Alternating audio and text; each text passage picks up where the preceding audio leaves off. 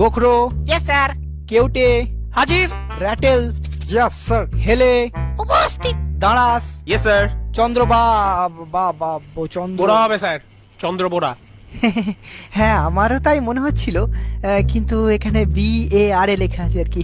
ওটা মেটালি স্যারের লেখা, ও লিখতে এ লিখেছে, কানা সালা।